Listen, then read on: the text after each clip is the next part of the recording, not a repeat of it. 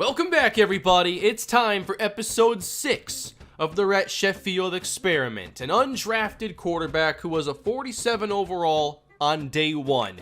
Now he's become a solid NFL starting quarterback. He is a veteran, and he's had some pretty good seasons, but we've yet to win a Super Bowl in the series, and that means our journey continues. We could have been watching playoff games right now, but this had to happen. 35-0, 162 yards of offense. That's how our season ended. And now we look into another offseason for answers to get us back to the promised land. The Cowboys are Super Bowl champions this season. Harrison Smith has retired. And now we look to the offseason and regression. That's the first thing we have to take a look at. How much are players getting worse? Luke's an 81 overall. Oh, man. Luke Kuechly. Okay, his best days are certainly behind him. He's still rosterable, but wow. That is a lot of regression for one season. But regardless, I know I want to make some changes this year. Taylor Moton, his production, 2 out of the last 3 years, just not good enough. I want to find a new left tackle this year. Maybe a new guard with Trey Turner's regression. Dante Jackson, our top corner, he's now just an 84. Yeah, we're going to need to figure out some stuff. Wow. 57 points for Robbie Anderson? I've been really curious as to how to approach this defense exactly, because our pass rush and pass defense have been a lot worse than I thought. We were a bottom 10 pass defense this season, and we were a lot better at stopping the run.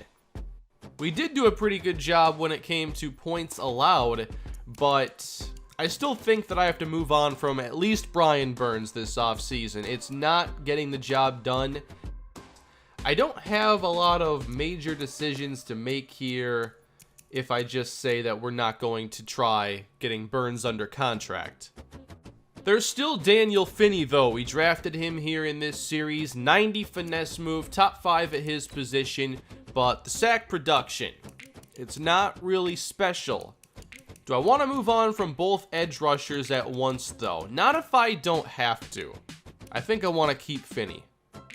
If this doesn't work out, I mean, it's not a monumental contract or anything. It's a solid one. But Finney will sign a 3-year deal. And these 3 years would all be under 29 years old. So we're giving him a chance here as we try to find another edge and see if there's something we can do on the interior. I know we have some really good players there. Why don't we take a look at some sack production for those guys as well? I've obviously spent a lot of picks on interior rushers in this series. Ellison was our top pass rusher last season, and obviously he's not going to be going anywhere. And we do have Raheem Jennings, so is there really anything I can do for this interior? Not sure. We have players in place you think that would be enough to get higher tier sack production. It really hasn't happened yet. If I look at this offense this year, I do want to address offensive line this offseason, but I also think now with Herndon and Thomas getting up there for aggression, I should probably look at bringing in a tight end as well. Corner's definitely something I have to think about. The safeties are young, they're getting better. I'm not going to address that. But then linebacker, that's going to be pretty important. I'm not sure if both Kuechly and Smith should be starting this season. Trey Turner's deal is up, and we're not going to try signing him, at least right now. I want to see what the market has available. A lot of players here we're just going to let hit the open market, including Terry Godwin. I think I'd like to keep Kai Maxwell as solid depth, though, for the interior. That's not going to work. Ian Thomas, I think he's solid, but I don't want to go 3-year offer here, and I know that a 1-year won't work. So let's go to the open market in that case. I feel like we're actually going into this free agency here with a fair amount of needs to address. So hopefully we have some options. Here's Aaron Donald, Zach Martin. We're absolutely making an offer for Martin. Brian Burns is commanding a lot of attention here. David Njoku is definitely interesting, 88 overall. That would be a big move for the offense. Laramie Tunsil, I do want to move on from Moton, so maybe one of these tackles is interesting. Gilbert's only 26 years old. For some reason, in this game, and I saw it last year as well, so many of the high development tight ends are blockers.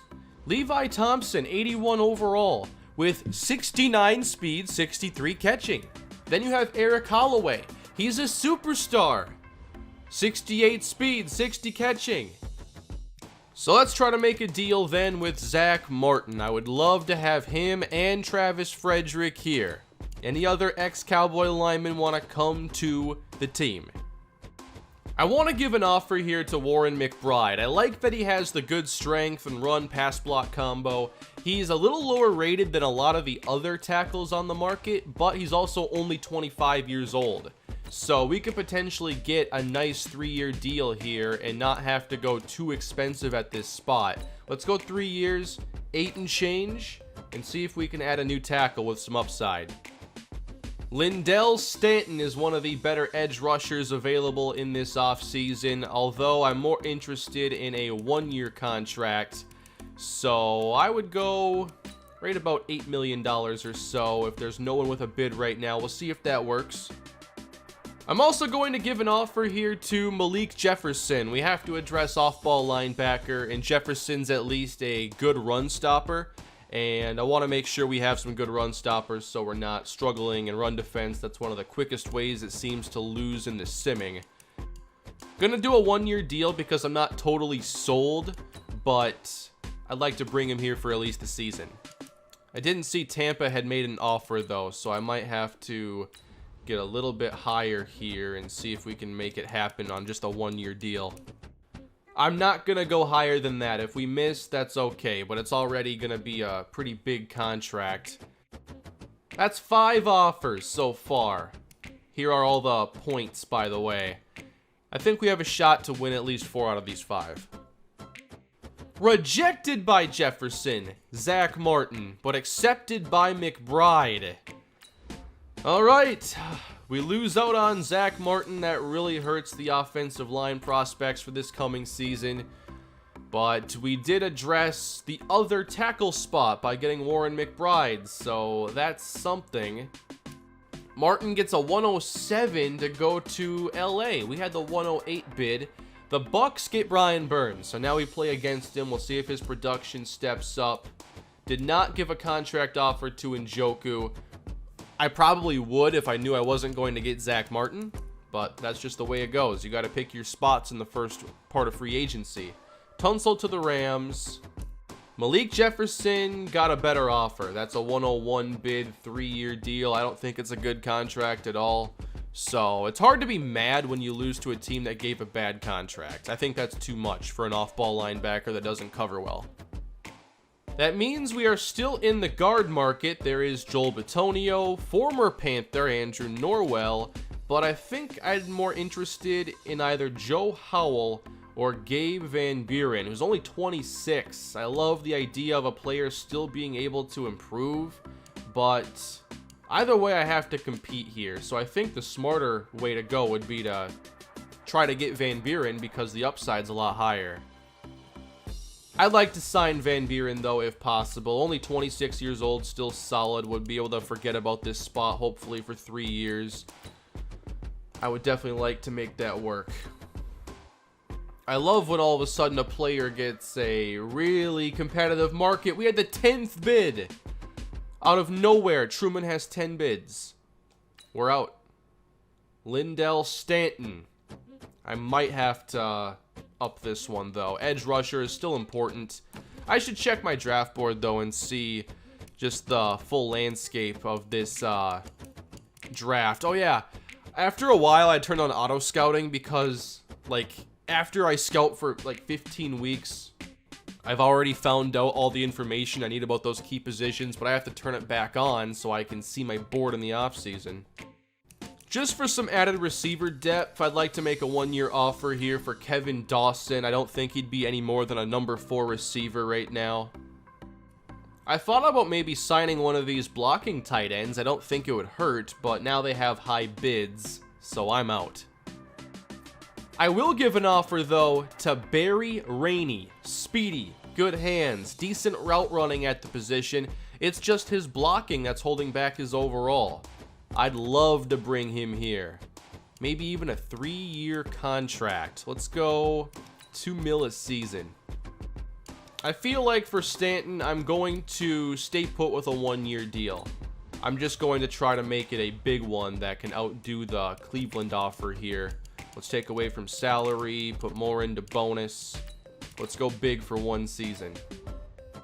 On to the next stage of free agency. Give me some good news, Madden, please. That first stage was not great for me.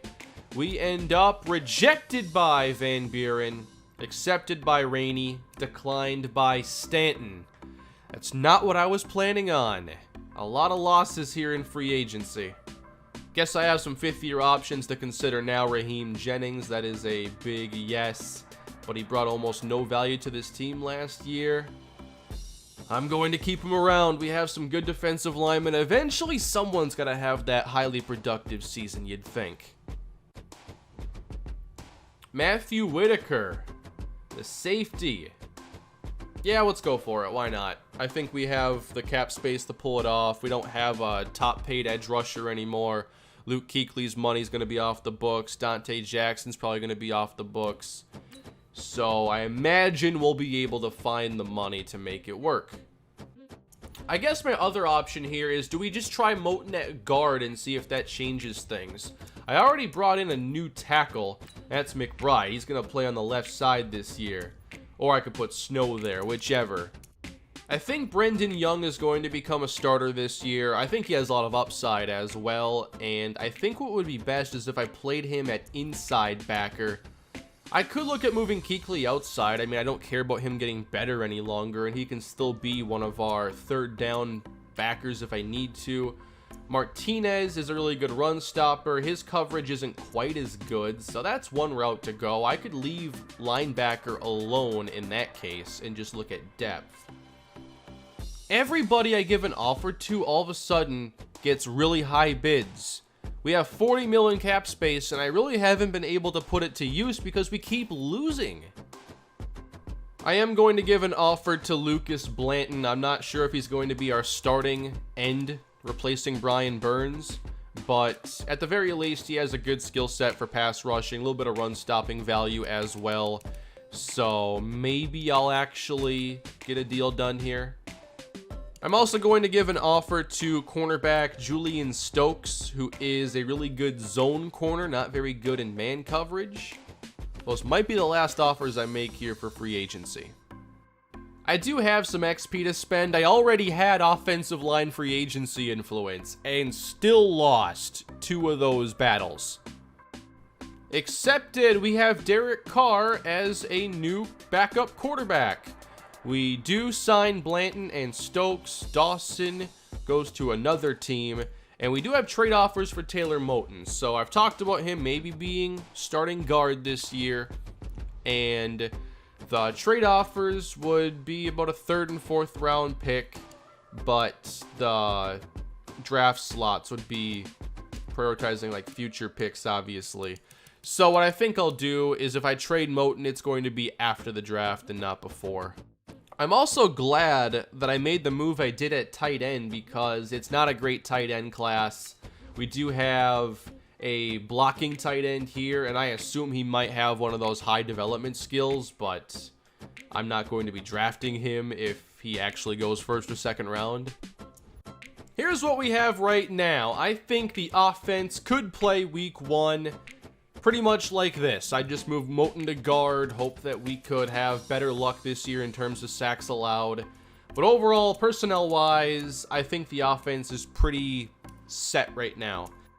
Defensively, I'm still thinking a lot about edge rusher, but then with Jackson's decline, I think that if I can find a corner early on, then it would be a good idea, and I could always trade somebody like Holton Hill if I needed to. We're here in the 2025 NFL Draft. We select first at number 20. Let's take a look at this draft board.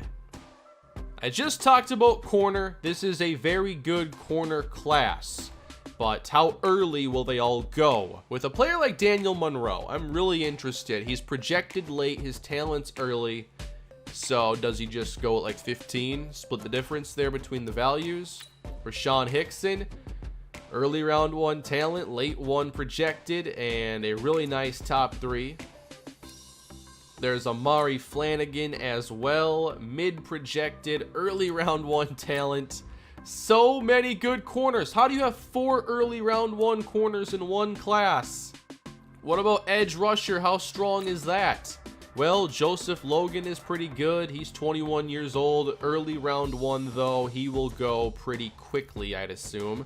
At right end, we do have Todd Chatham here, who's a really strong run stopper with power moves also in his top 3. So that's intriguing, but he is more of a defensive tackle than a 4-3 defensive end. Deshaun Howard, somebody we could consider, maybe in the 2nd round. Late 2 projected, mid 2 talent. We probably have a good shot at getting him at our spot in the 2nd round, or maybe a slight trade up. Overall, I didn't like the edge rush class a ton. Some good players, but it's not deep. You have a couple opportunities, it seems. Kent Pemberton, B finesse moves, B tackle, late 1 talent. If I wanted to go guard, though, there are a lot of opportunities, it would seem, and Ray Amos here might be one of the best players to target. Really good pass blocking with the high run block finesse. So I think I should come out of this draft with an interior lineman. I don't think it has to necessarily be early, though. Like, if we wait, take London, Spain, is that a bad situation at all? Probably not. Also, I've been doing more scouting on undrafted players because after you scout for like 16 weeks, like I said, I know what I need to know about the positions of need. So I start looking at these high combine grades for undrafted players. And here's Carson Wasevich. The run blocking is his key trait. You'd like the strength to be higher in that case, but overall he's undrafted projection with a 2nd round talent. I mean, that's easy. If receiver was something you were interested in, there's Jeff Lowell, who had a 7.6 combine without a blazing fast 40. It's still a good 40, but wow, his skill set's pretty nice here. I could consider it. It's not really been something I've been thinking is important to address at the top of this draft. Unfortunately, a lot of the mid-round value that I was scouting was overrated. So if I want to address this position, I'm not sure I'm finding the best scenario. Kyler Thurman's pretty good though, but I think he'd be long gone by our 2nd pick. Let's get this going then. Jeff Lowell to the Lions, number 1 overall. I will of course be looking at what happens with these corners, and Stuart McMichael is the first selected.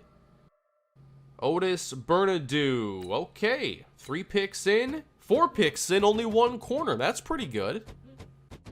I do want to move up, but given I think the value of these corners is so tight, I should probably wait for at least 1 more to be taken. Corner does not go at 5.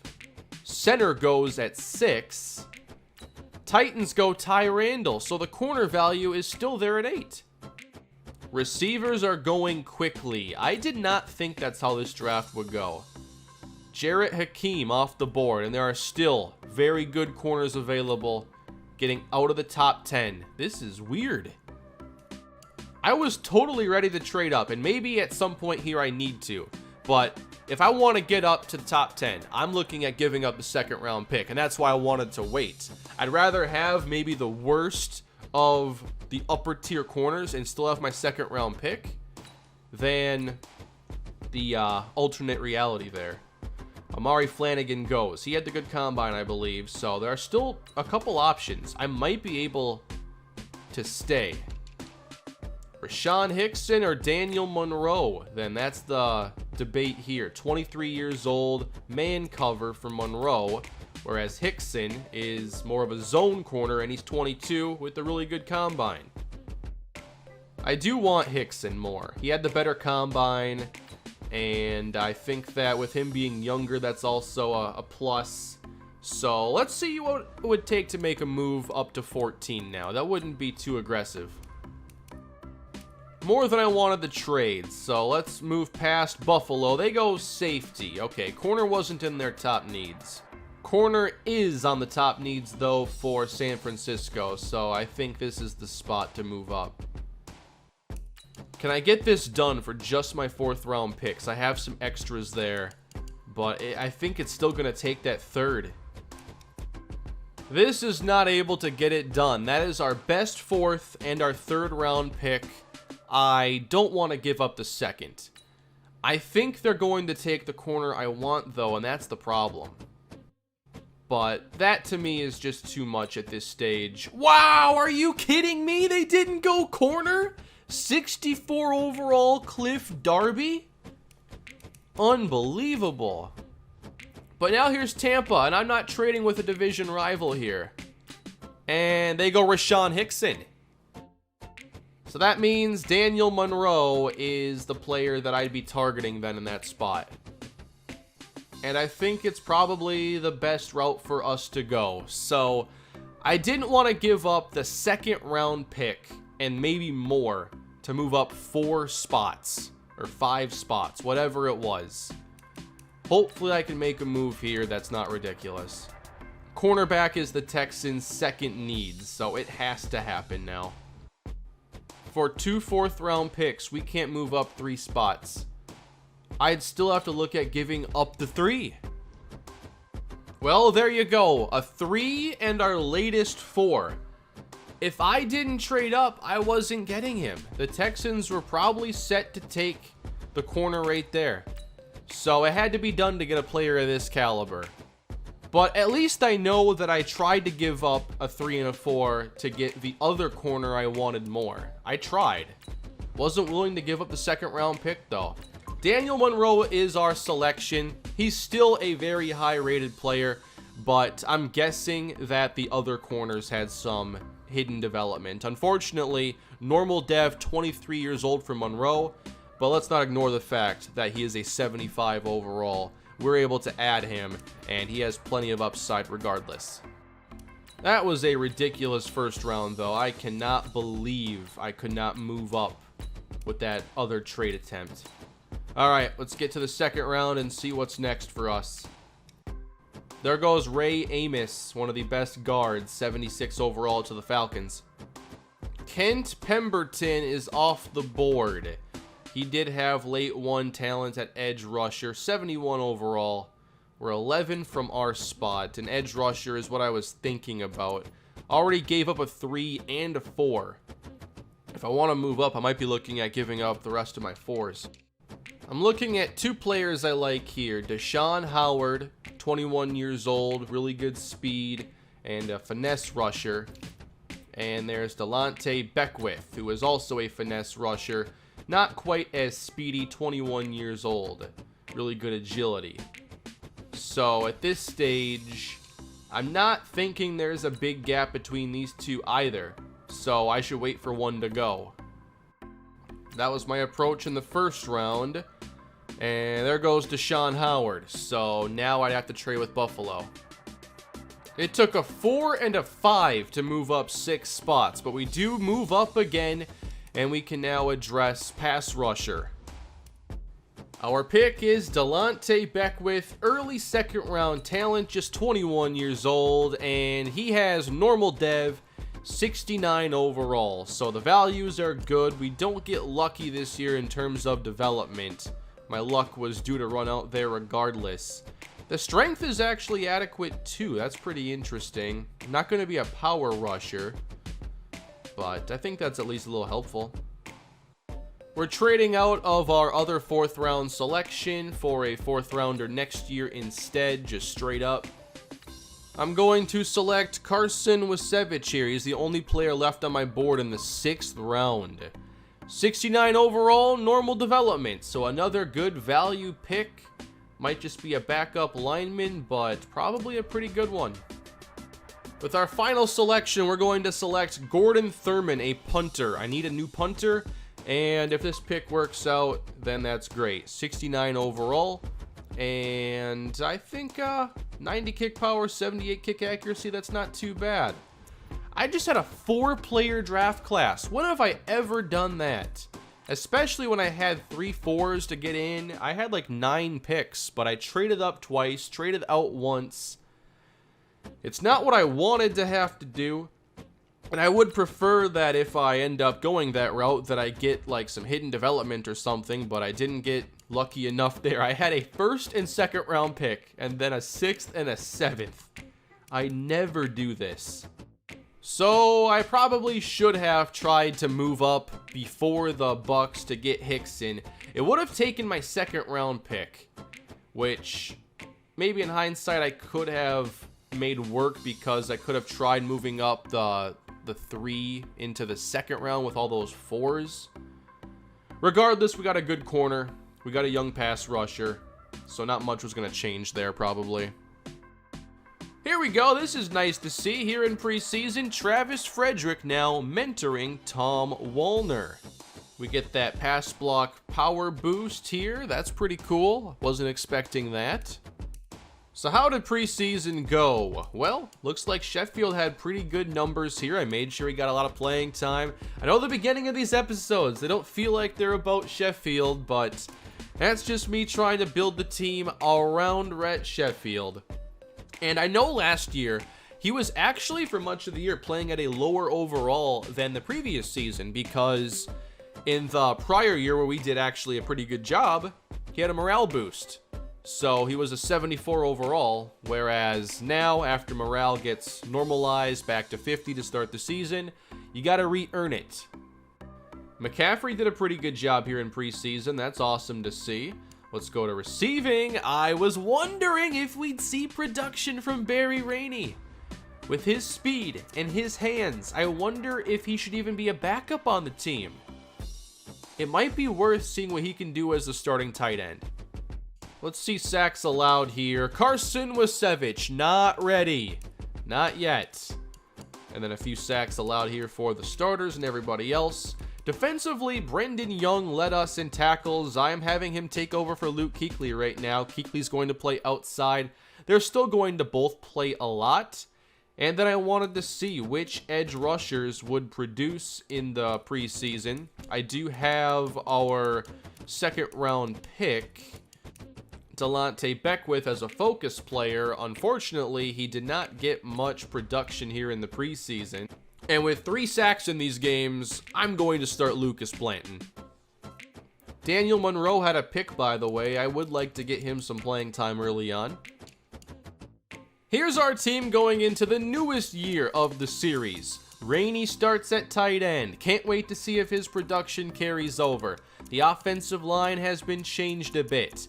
Receivers stayed the same. I like DJ Moore. Clemens was really good last season, and I think there's a good chance that Clemens gets a chance to break out his development this year. So I have big expectations for him. McCole Hardman's still a big play threat. I signed Matt Breida to be our 3rd running back. And defensively, Kuechly on the outside, Young now inside linebacker. And I'm hoping that with Blanton here at end, we can start getting some edge rush presence. I'm not sure though, it really hasn't happened yet. And at corner, I'm going to make sure we do have Monroe playing some nickel snaps and getting some development here as a rookie, in addition to being the focus player, one of them anyway. McCaffrey's going to get some power snaps. I didn't have him there before because he's never been good at it in terms of overall. But we'll see if it helps the touchdown count a bit. It should. We did lose Luther De Carvalho. I signed him to the practice squad. Didn't think another team would sign him, but the Chargers proved me wrong. And with that, it's time for the new year, and we'll see if we can turn this team around. We don't in week 1. We lose to the Cardinals. We actually outgained them quite considerably, but we turned the ball over twice. I'm guessing that made the difference here. We were pretty good in most of these categories. 2 picks for Sheffield. Okay, I think that's the issue here. McCaffrey, 131, 2 scores. That's really good stuff. But, oh wow, Barry Rainey, leading receiver. All right, he's going to keep playing there. But for whatever reason, pass game could not get it done today. We allowed 3 sacks. Any of these picks go to the house? Probably not at those distances, but they're still a problem. We lose again, allowing 35 points to the Jets. The defense is off to a really bad start this season. For the offense, we got some touchdowns now from Sheffield, but we're allowing too many. On the ground, McCaffrey just 74 yards. Melton got into the end zone this time. Rashad Clemens, 99 and a touchdown. Very nice to see, but not nice to see this production here. Max Williams, Hakeem Butler, 2 touchdown days. Yeah, I'm not sure what I'm going to do about this defense, but might have to look at an in-season change of some sort. Daniel Monroe got a pick already. I talked about Rashad Clemens possibly getting the upgrade chance this year. Well, the opportunity comes week 3, and this team needs a win. We get the win in week 3, so the offense is doing a pretty good job to start this season. We were actually the ones outgained. Man, 89 pass yards? There's no way he got the boost. No touchdowns for Sheffield. What kind of game did we play? 8 for 18. This ain't gonna get it done. McCaffrey had a big day. Okay, I wanted those games to return. We've gotten 2 of them so far. But big missed opportunity here. Wow. Donuts across the board. That's a problem. 3 sacks allowed Warren McBride. Hey, we got 5 though. Let's talk about our pass rush. What did we do? I see Blanton, 1.5. Raheem Jennings, Delonte Beckwith, got a shot. And then 3 picks. Gotta love that. First upgrade for Delonte Beckwith. He's now a 70 overall. There's another pretty good game for the offense, it appears. We win 28-24. 2 scores in this game for Rhett Sheffield, and we sacked Rosen 6 times. So that's 2 games in a row. We've gotten much more pass rush than we're used to seeing. McCaffrey had an alright game. Still getting some production here from Malik Melton. And in the air, that's the game Clemens needed last time. 6 for 141. Good to see a score out of Hardman. And DJ Moore was frustrated coming into this week, so the touchdown should take care of that. Let's see what happened, though, with the Panther pass rush. Brendan Young, 12 tackles and a sack, but also sacks for Gavin Collins, Oliver Ellison, Daniel Finney, Raheem Jennings, and Delonte Beckwith. It looks like Beckwith's getting a lot done on very little snaps. He's getting 26, so whatever I have set up right now, that's pretty good for now, I think, for him. I thought about maybe if any of our defensive struggles had to do with like playing someone like Brendan Young, but I still want to play players that I think have a really good future on the team, and this is an incredible upgrade for Young. He gets up 2 overall to 75 now, and given that he's young with normal dev, like, I've got to play him here. I'm not just going to play someone higher rated right now. I think that his upside is just too good. The defense continues to give up a lot of points, and we can't get the win against Seattle. We fall to 2-3 in the process. 1 score, 1 pick for Sheffield. Run defense gave up nearly 100 to Chris Carson, 2 total rushing touchdowns. We didn't run the football that well and gave up 2 scores to Tyler Lockett. So a lot went wrong in this game for Carolina. But Delonte Beckwith got another sack. What I'm going to do is let Blanton continue to get the start here at left end. But the way Beckwith's playing, like, let's get him even more playing time. He's been really productive without the snaps. And he's going to be a rush left end now. There are some struggles going on right now. It was one of our better defensive performances this season, but we still lose. The offense didn't get much going. We were sacked 6 times in this game. Sheffield had a score. Big day Josh Jacobs. That's not great. McCole Hardman got a touchdown though. 7 for 74. How about this Oh, wow, Warren McBride. This is not working out. This is not working. All right. Defense, Finney, Martinez. Nice. We're 6 games into the year, and the offense has had a couple breakout games, but overall they haven't been great. Rashad Clemens is actually our receiving leader at the moment, and Warren McBride is just not performing well. I want to give Tom Woolner a chance to play some guard now. Moten back out to left tackle, and Tom Woolner, who got some mentorship help from Travis Frederick, is now going to play at right guard. Woolner is in just his 2nd season. He's an 80 overall, and I didn't think any of his ratings here were too outstanding, but I think he's solid enough to get some playing time. We have a breakout chance this week. I have no clue who it could be. Alejandro Martinez. Okay. I'd be really happy if he got a boost. If we're going to struggle, at least get some good development this season. I'm happy to see Rashad Clemens performing well for the 2nd straight year. 2s across the board here. Really, slot gives deep and medium this time. I've never seen that before, but there are where his ratings are at. Upgrading rookie corner, Daniel Monroe as well. Man, play rack, tackle. Would like to see that zone get better as well. What's going on, QB1? We're going field general here. Sheffield now earns the true 74 overall dev. A little throw accuracy deep in there. But I don't know, like, he's kind of plateauing as a player. This is about as good as he's going to get for us. The offense again doesn't get it done. We are now 2-5 on the season, entering the trade deadline. Probably looking to make some moves here as we allow 6 more sacks this week. Didn't run the football well enough. Clemens is getting his production. What about the breakout chance? Wow, Rayshawn Knight. That's a pretty good game.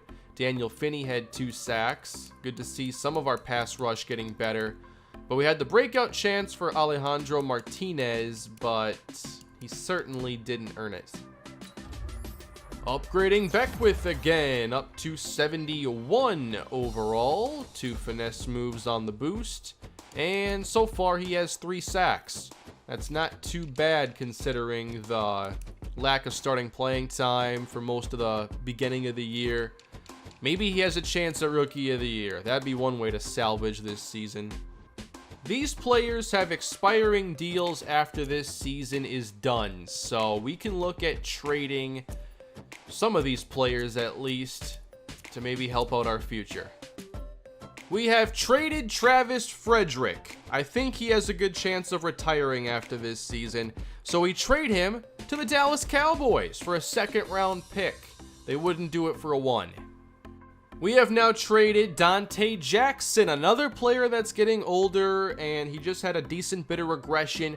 We've traded him and a 7th round pick to the Giants for another 2nd round pick. It might end up being a pretty high one, but I would like to start to really clear out this roster and have a fun draft set up for next time. We've traded Chris Herndon, who has not been a starter this season, for a 4th round pick. We're going to give Isaac Marshall a chance to play some center now, replacing Travis Frederick. Not sure what to expect there, but this season was going nowhere fast.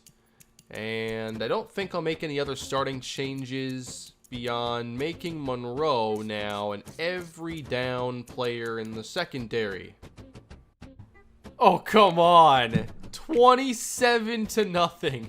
Nothing in this game has ever made more sense than this outcome right here.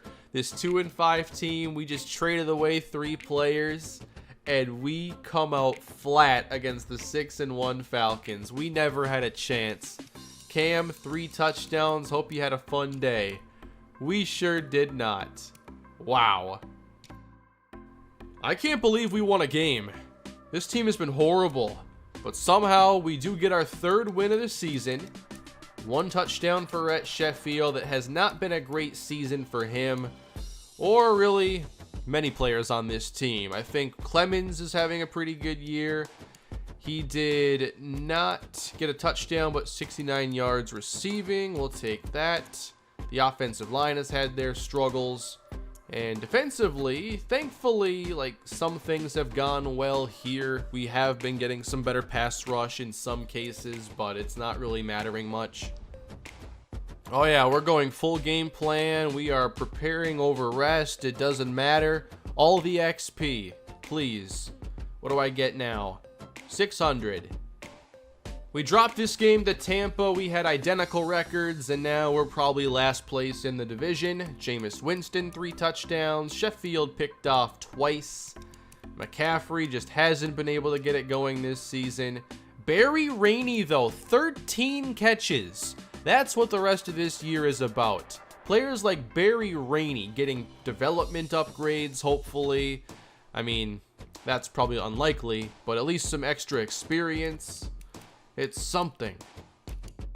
Barry Rainey had another good game against the Rams. We ended up losing, but thankfully his season hasn't been a waste. And Rashad Clemens, I think that in his 3rd year, he's definitely further solidifying himself on this roster. Somehow this team found another way to win.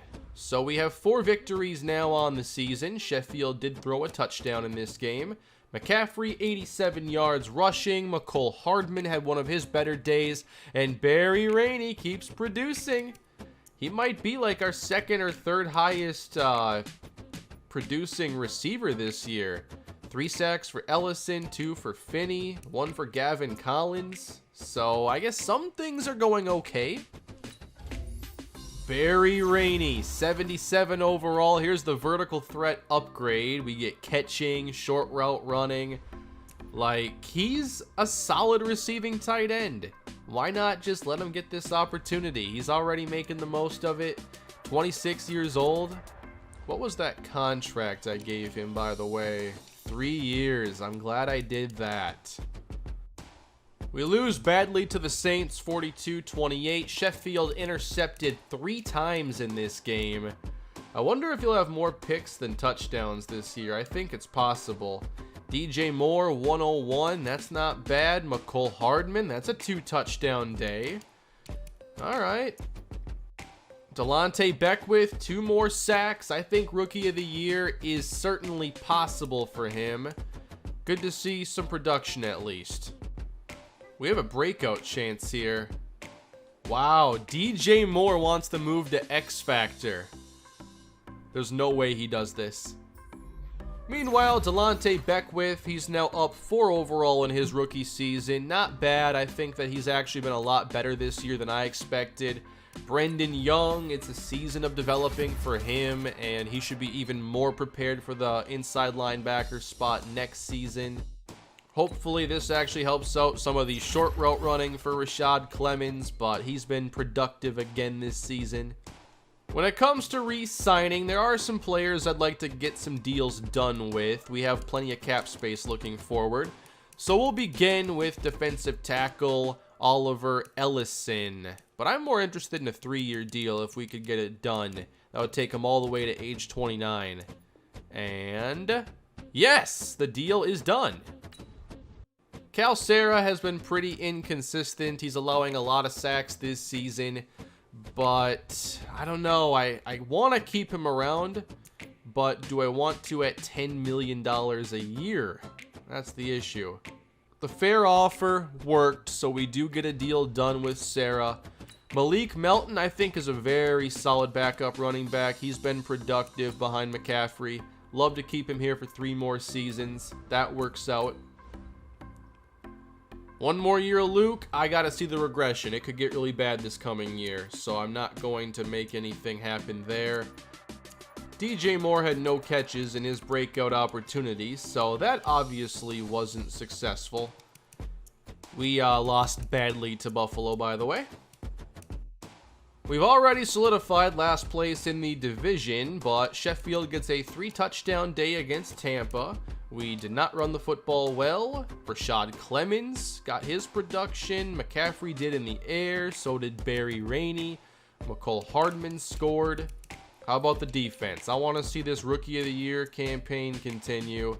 Collins and Finney get to the quarterback. but not Delonte Beckwith today. We have gone 4-12 this year. Cam Newton enjoys another great game against his former team. He also ran for a touchdown in this game. And that is going to do it for this year. It was not a good one. I wasn't sure what to expect. I didn't make any huge sweeping changes in the offseason. Struck out on some big free agents.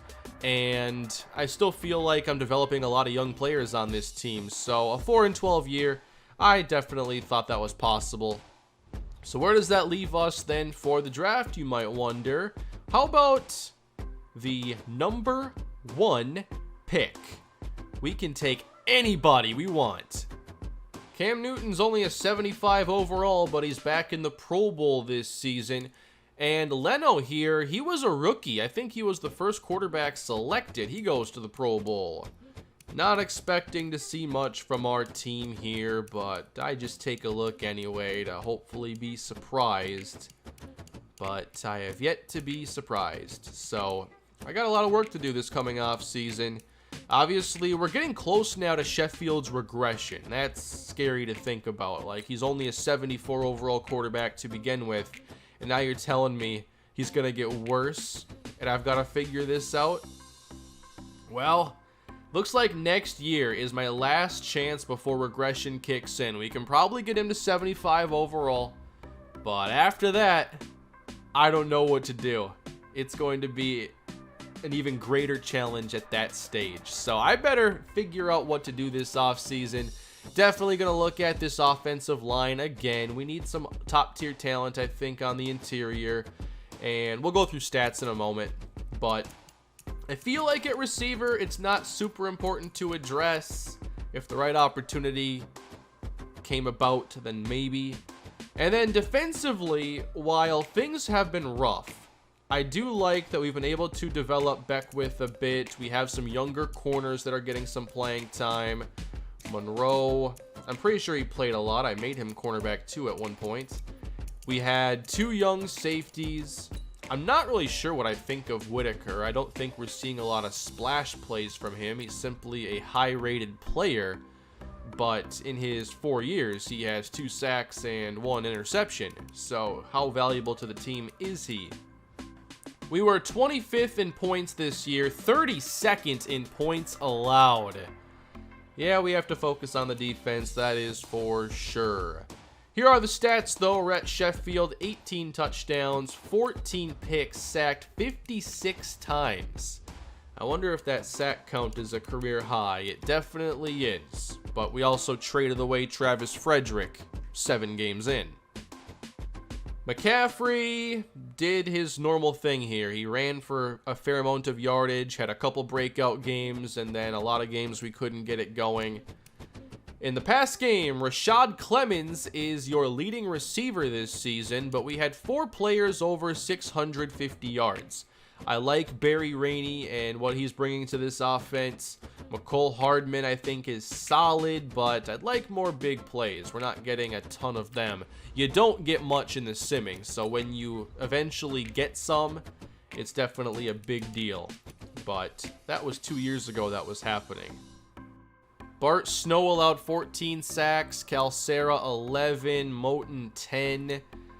I don't know, Isaac Marshall's ratings weren't very good, and he allowed 1, and then Tom Woolner allowed 0. So I think we have to start Woolner moving forward at 1 guard spot. So that's a big positive. Defensively, Brendan Young, 127 tackles, 3.5 sacks. I thought this was a good year for him to get his playing time. Only 4 interceptions all year. 10.5 sacks for Daniel Finney. We haven't hit double digits in a while. And it's nice to see it from an edge rusher. Finney had his best season by far. And then you consider we still had pretty good production from everybody else. Ellison 5.5. Unfortunately, Beckwith had 5 after starting the season really well. When he got more snaps, we didn't get a lot more production, sadly. Blanton 5, Jennings 4.5. Maybe it felt like we had just a lot of sack production early on and then not so much. But Finney was solid. Not expecting us to win any awards this year, but we'll check anyway. Eli Leno, quarterback, rookie of the year for the offense, and defensively, Otis Bernadou takes it. Delonte Beckwith came in third place. By the way, why is there no like best tight end award? They can't win anything here. I just noticed that, and now I'm annoyed by it. The Cleveland Browns have won the Super Bowl this year over the Dallas Cowboys, and next time we'll be selecting at number 1 overall, and we'll have a chance to make some big things happen here in this offseason. I'm not sure exactly what we're going to do yet with that pick. I wanted to show you during the Super Bowl. I forgot to go check the scouting there to pull that up, but there are some good players at the very top for sure. We have a lot of top 100 picks, but certainly with this number 1 pick, it's got to bring a superstar caliber player to this team. The last thing I'll close on then is just going to be regression. And Taylor Moton lost 5, Bart Snow 7, Holton Hill 16, Derek Carr's not going to be the backup next season. Alright, did Kuechly get nothing? Does that mean he retired? That is exactly what it means. Luke Kuechly has retired from the NFL. We were not able to get him that Super Bowl ring, and that's just one less original player from the initial roster that's still on the team. What do you think the approach should be then this offseason? What is it going to take? Weren't able to figure it out last offseason. I want to address this defense. I want to find some difference makers. Maybe it's a new strong safety. Matthew Whitaker, though, he just got to superstar dev. So that's obviously a big positive. This season he'll play on the 5th-year option. So he's not going to be going anywhere. The front 4, I think, is pretty solidified. So I think a linebacker, maybe a strong safety. I mean, we had 32nd ranked defense. I've got to do something. Can't just say that it's all good enough. Maybe another corner. Don't see any upgrades here for the offense. I was hoping to get Clemens to star at the very least this year. Could look at wide receiver and offensive line. But let me know what you think down below in the comment section. That's going to do it for this episode, everybody. Wasn't as successful as I was hoping for, but hopefully getting the number 1 pick gets us closer to the playoffs next season. Thank you all for watching. Please leave a like and subscribe, and I'll have more coming your way soon as I try to complete this challenge. Have a great day.